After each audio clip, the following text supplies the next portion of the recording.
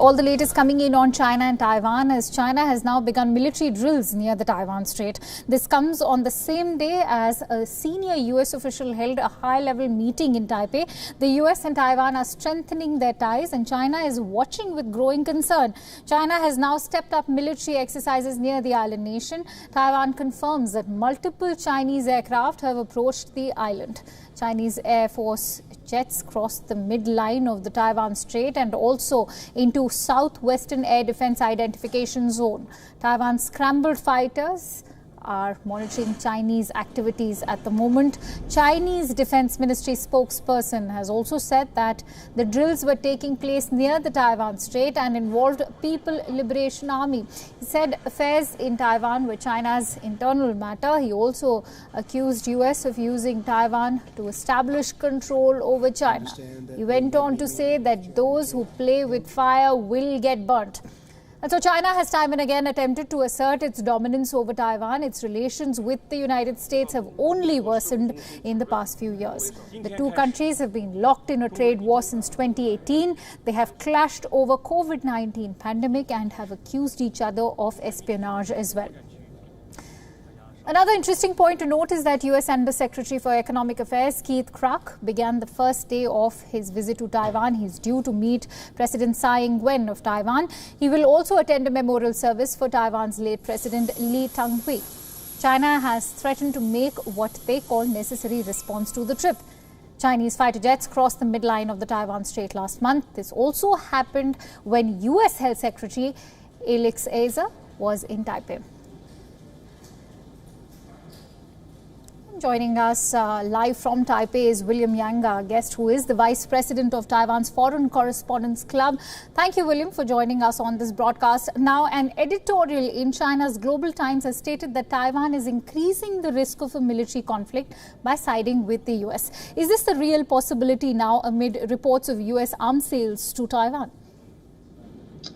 So the arms sales is in fact, a part of the response that Taiwan is trying to regroup after being threatened under military exercises and military actions by China over the last few months. We have actually seen a lot of the warplanes flying into Taiwan's air zones or flying across the central line of the Taiwan Strait over the past few months, just as Taiwan and the US are trying to strengthen their ties with more high-level visits and also more exchanges over the past few months. So, from China's point of view, this is certainly very alarming. And so they have also been publishing a lot of the editorials over the past few months to try to alarm Taiwanese people and also the Taiwanese government and also the U.S. government that the consequences of continuing strengthening the ties could actually lead to a potential military confrontation in the future. Right. William, why is the U.S. Undersecretary for Economic Affairs Keith Krach in Taiwan, and how significant is it after a series of high-level visits to Taiwan?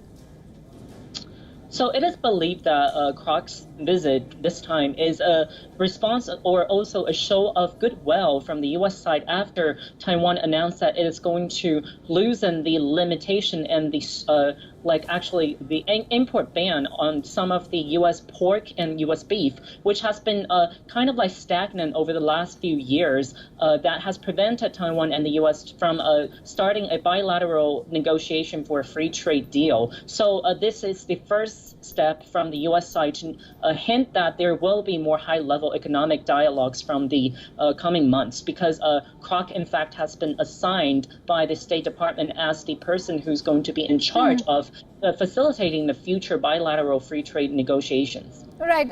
William, several experts have drawn parallels between Hong Kong and Taiwan, but it's important to highlight how Taiwan has presented a fresh and more complex challenge to China. What's your assessment?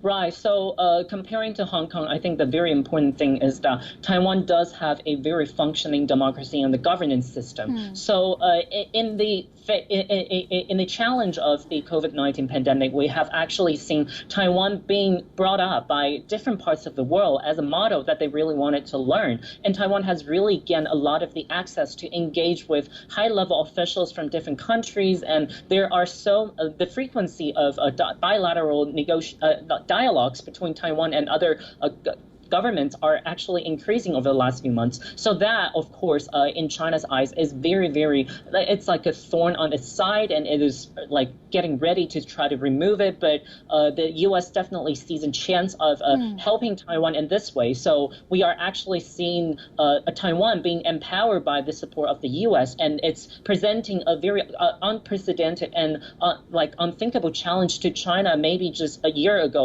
like Taiwan might not actually have such support in the international space. Fair enough. Taiwan indeed is a more empowered challenge for China. But how do you view the US-Taiwan relations under the Trump administration, especially amid rising tensions between Beijing and Washington? So as we know that Donald Trump has made antagonizing China as one of his main campaign pledges, and that also includes warming and strengthening ties with Taiwan, just because he knows very well that strengthening ties with Taiwan or heightening the level of exchanges between Taiwan and the U.S. is just going to be seen as a very provocative move in the eyes of China, no matter what kind of exchanges it is. So in this, under such circumstances, it is expected that if he does get reelected, such exchange will likely continue, and because he will probably see that this is a very useful way for him to at least shore up enough support to get reelected. But whether he gets reelected or not will have to be seen over the next few weeks. Absolutely. For now, we'll have to leave it at that. Thank you so much, William, for bringing us all those details and sharing your precious perspective.